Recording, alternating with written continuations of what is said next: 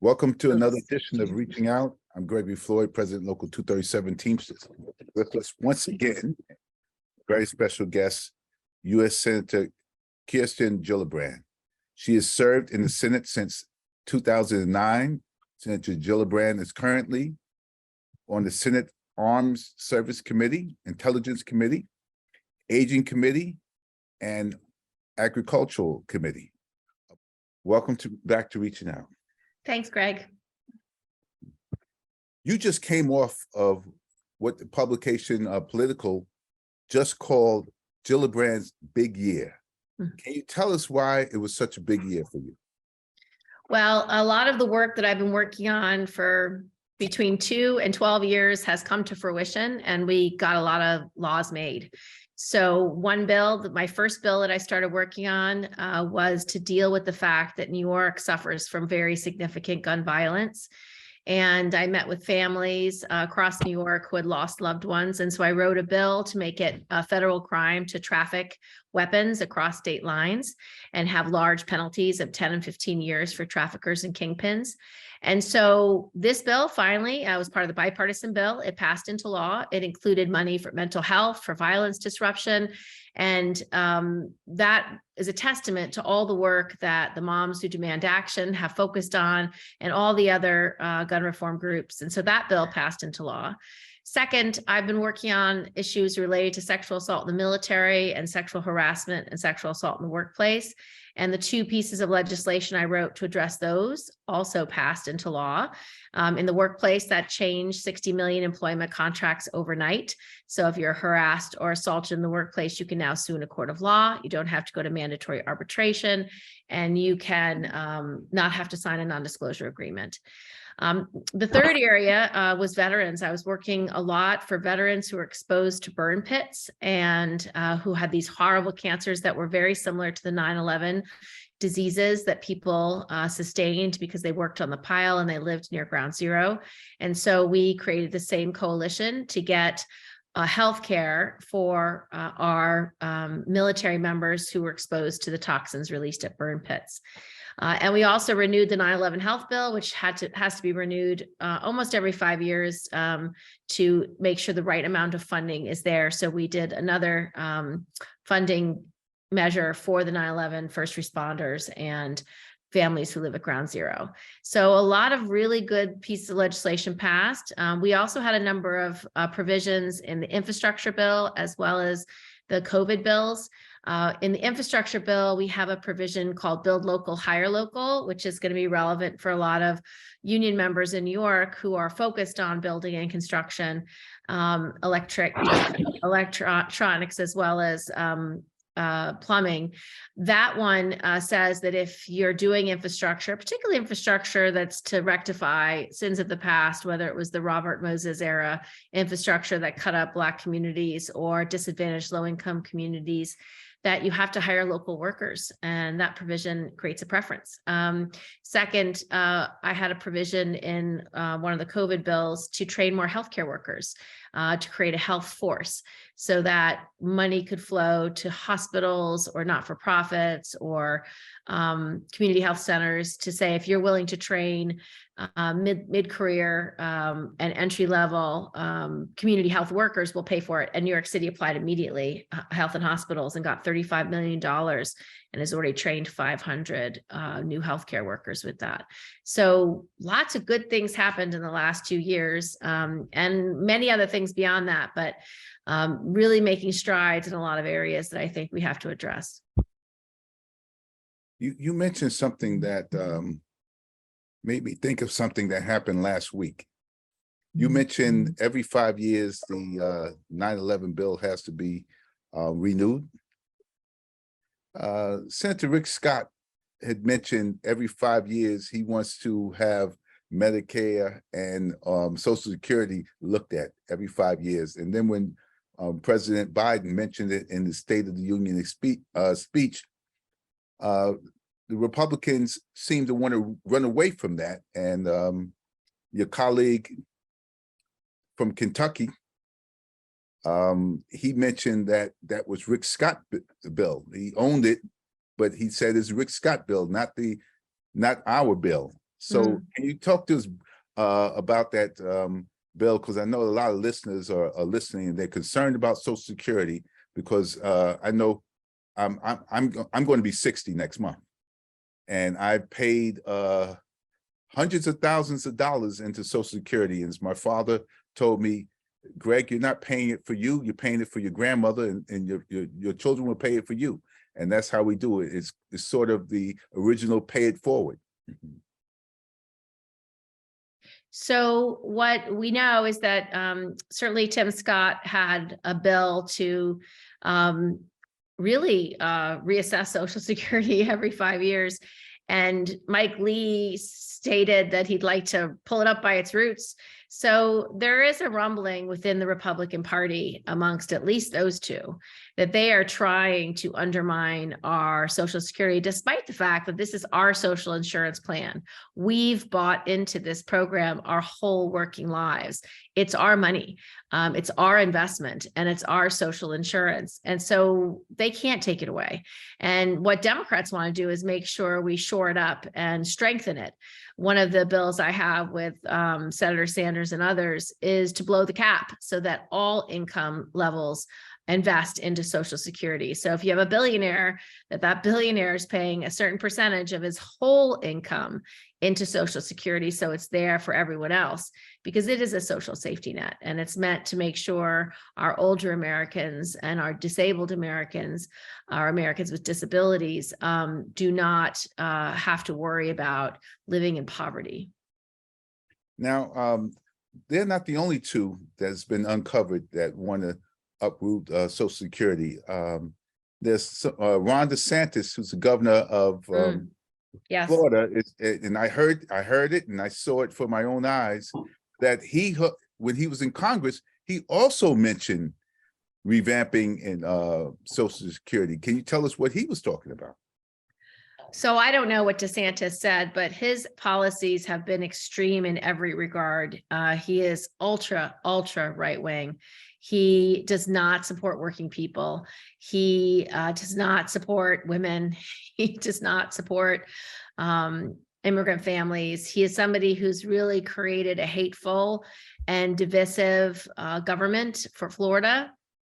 He's really tried to demonize kids. He's demonized all different types of people in his state. And unfortunately, he is the flavor of the month for the Republican Party. So it's not helpful. He's also demonized Disney and Mickey Mouse. So who fights with Mickey Mouse? That's ridiculous. Well, he's very ideologic, and he is so ideologic, he doesn't want any other ideas in his state. So if you don't support his view of the world, he's going to ban you or harm you or demean you. Yes. Oh, yeah, have mercy on our souls. What are your priorities for the labor movement and working people in upcoming Congress and Senate?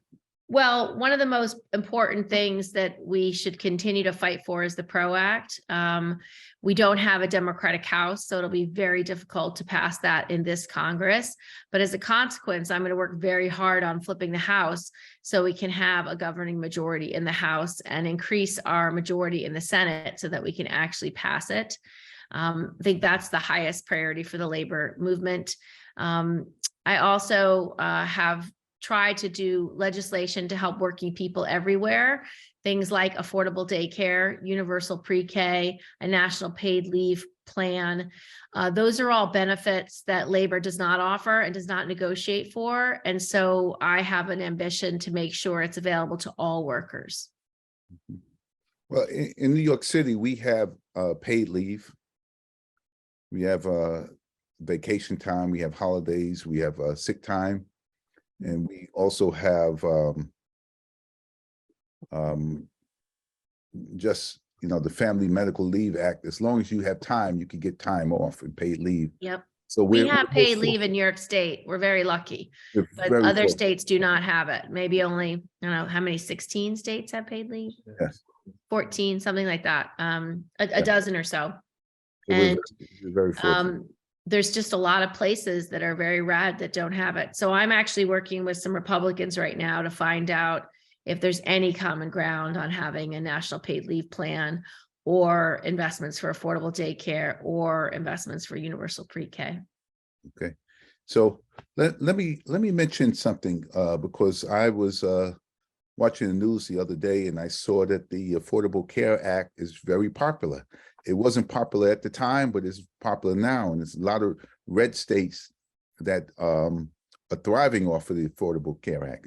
Can you just expound on when the Affordable Care Act was first passed and how it was really late Senator John McCain had saved it by putting the thumbs down. One thumb saved American healthcare. It did. Well, so we started working on that bill during the Obama presidency, and we worked very hard on trying to create a thoughtful way to provide healthcare for all. It wasn't perfect. It was just a first positive step.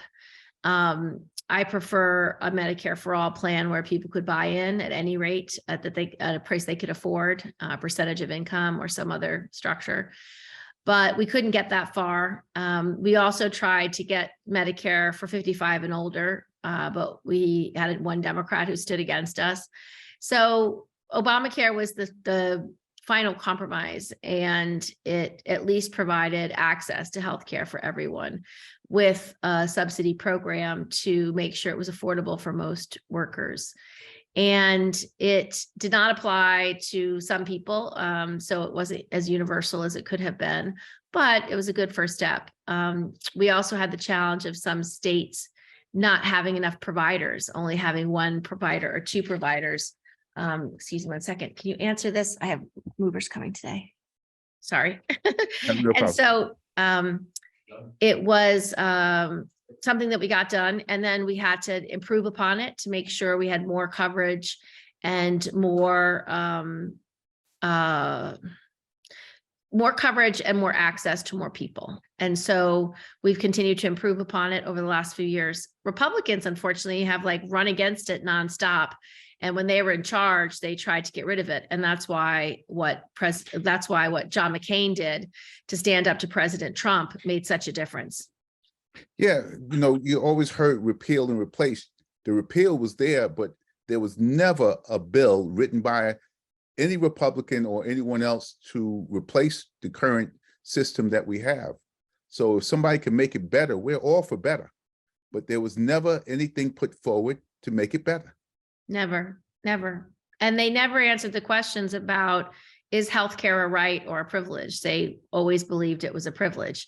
And it should be a basic human right, and it should be provided for all. It's unfortunate that those who have so much want other people to have so little. You're listening to very selfish.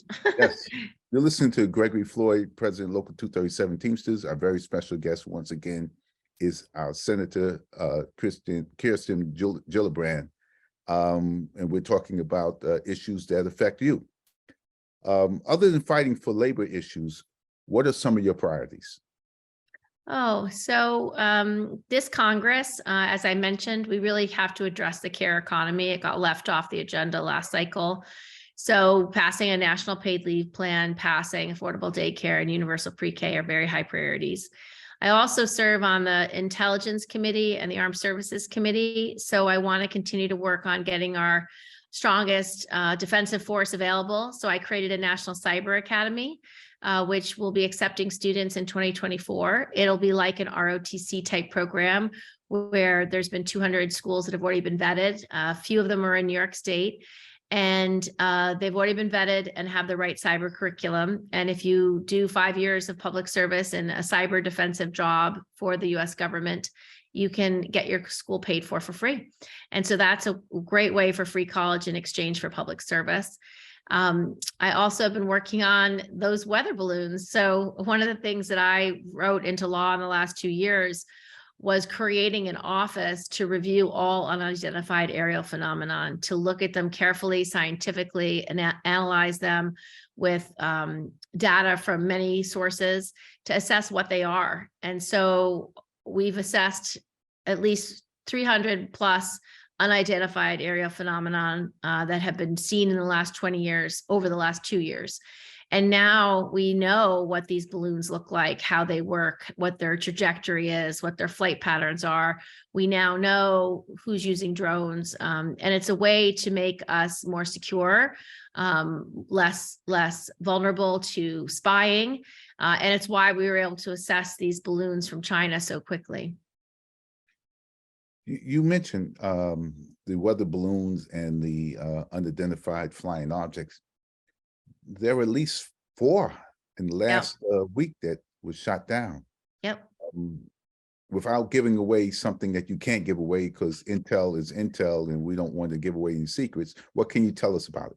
Well, the first one was a Chinese spy balloon, and we were able to shoot it down and recover some of the materials of it, so we know what it is and what the technology that they were using to spy on America. The next 3, we don't know yet because we haven't recovered them yet, but I wouldn't be surprised if they're similar technology, similar type of balloons.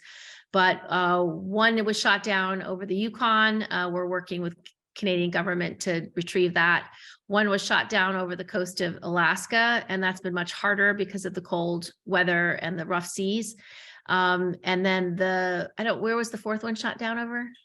Lake Huron. So we should be able to recover that one. So we're focused on getting the actual physical objects so we can assess what they are, what technology is being used. But we've been reviewing these type of unidentified aerial phenomenon for 2 years, and we have been able to go through over 300 cases. We don't assess all of them yet. We haven't figured out, I think, about 100 of them, but when you can identify things and know what they are, you can more easily track them when you see them. And that's why we could track these objects that we just shut down, because of the work of this office called the AARO office, the AARO office. It's in the Department of Defense, and it's extremely effective. There's so many tools at our disposal. Now, let's talk about the debt ceiling. I believe we've been here before, how important it is, and a lot of people may not understand that we're actually paying bills that we've already accumulated. Right. We're not creating new bills, so any budgets can be negotiated. So it's kind of, in my view, it's kind of foolish for you to say, I'm not going to pay what I already spent. Correct. It's like a credit card bill. You have to pay your credit card bill. You can't say, oh yeah, let's negotiate about those bills that I already incurred, the things I already bought, the things I already spent money on. You have to pay it. And it's a debt that must be paid. And so what the Republicans are talking about is absurd. You can't negotiate what you've already spent. You have to pay those bills, and then you can negotiate your going forward budgets. And that is the appropriate role of Congress. But for the head of the budget committee to say that the debt ceiling's not real is an outrageous statement. And hopefully the head of the Republicans are more serious than that. The head of the budget committee or the congressional head of the budget committee? I think it was the chairman of the budget committee, who's a Republican Congress member. That's what I thought. Because anybody who's an accountant and a fiscal monitor would not make such an outrageous statement. Yes. Yeah. So that is something, and it's amazing. And I believe it's just maybe 20 Republicans that's driving the whole Republican Congress. Yes, it's a pretty small group of people, and they are definitely detached from reality. Yeah, and they have a lot of other people detached from reality, because these bills have to be paid. Absolutely. And it's going to be a real test of whether McCarthy has any control at all over his caucus. And so we'll see if he does. I don't know. I was always told, and I'm of the thought, you finish the way you start. You didn't start well, it doesn't end well.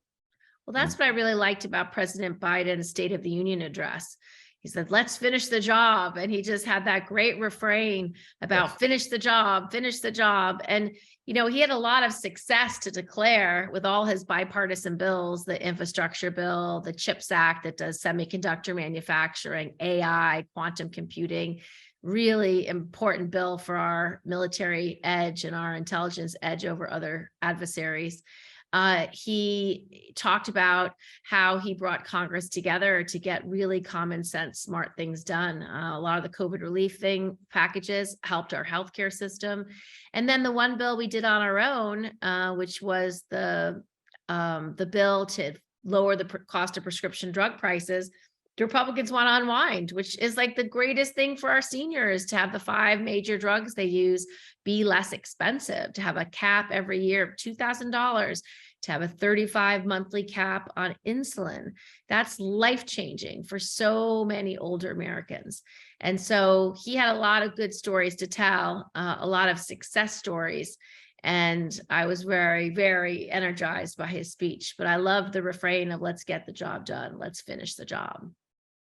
So if I'm a senior, he wants to lower my medical costs, Yeah. my prescription costs. He wants to maintain my Social Security, Yep. to maintain my health care, my Medicare. And why would I want to vote for anybody else? Why would I want to? I I don't agree. I understand. think he's done a great job. Yeah. And, President Biden is a man of great experience, but also great humility. And it's not all about him. And so he can be a steward and really work with Congress on their ideas to move really important legislation across the finish line. And he's never afraid to walk across the aisle and talk to and work with Republicans, which is why all these bills, including a gun bill with my trafficking provisions and all that mental health money, he gets it done. And so that really matters. And I think that's why the Senate, we were able to retain the majority in the Senate, and it's how we didn't lose as many seats in the House. But my ambition for 2024 is to win some of those House seats back. And since I'm running for Senate for my reelection, I'm going to make sure I help organize those 5 House seats and have coordinated campaigns so that we can hit the ground running and try to win them back. Well, I could tell you one House seat in my prediction won't be there, and that's the one in Nassau County, the 3rd congressional district, because whether you're on the right or left, the folks here in Nassau County want George Santos gone. Yeah, he's just They want him something gone. we could have never imagined. Look, you always got to know who you're running against, and you Mm, got to make sure the public knows who you're running against. yeah. And every day is a new adventure for him. And does he have to resign? No. But does he have to answer for all of those financial crimes and money missing and everything else? Yes. And sooner than later, he will Mhm. be answering for those things. That's true. At this time, do you have any other initiatives that you think we should know about? Yes. So Okay. I'm doing a master plan on aging, which I'm really excited about. We're creating a platform of all the things that our older Americans need to thrive. Affordable housing, which applies to everyone. We need much more affordable housing all across our state. Lower prescription drug prices and lower medical costs. Being able to age in place so that they can have home health aides or the supports they need at home. Making sure they have access to transportation so they get to and from their doctor's appointments. And making sure that they have more tools to protect against cybercrime. Our seniors are constantly being barraged with senior fraud, with these scams on both their computers, on their phones, scams in the mail. It's just incessant. And so seniors are constantly being targeted. So give them more protections and more support so they can avoid those criminals. Thank you. That is a lot. You have a lot of I would say planning for seniors. Yeah. And that's good. I mean, I respect seniors. The closer I get to being one, Yeah, I'm 56. How old are you, Greg? I'm going to be 60. Yeah, we're almost there. Yes. And we also have a bunch of stuff we're doing in the Farm Bill for food security, for our seniors, for our kids, for summer time when kids aren't at school, for breakfast programs, just a lot more investment in nutritious food for families so that there's less food insecurity. Post-COVID, there was a great deal of people who've lost their jobs, lost their stability, and making sure food security is there for them is a priority. And I could do a lot of that in the Farm Bill, along with a bunch of rural development, rural broadband, small business development, anything in rural America, which, as you know, our state's really diverse. We have the city, but we have a lot of rural areas all across upstate New York, even on Long Island. So we have to make sure we prepare support for all parts of the state. And I'll do that in the Farm Bill, which is being negotiated this year. Thank you. And unfortunately, that's all the time we have for this edition of Reaching Out. Thank you, Kirsten Gillibrand, Senator, New York State, for coming back to Reaching Out. We really appreciate it, and we appreciate the update. You're welcome to come back anytime you want. Thanks, Craig. I appreciate you so much. All right. God bless. God bless.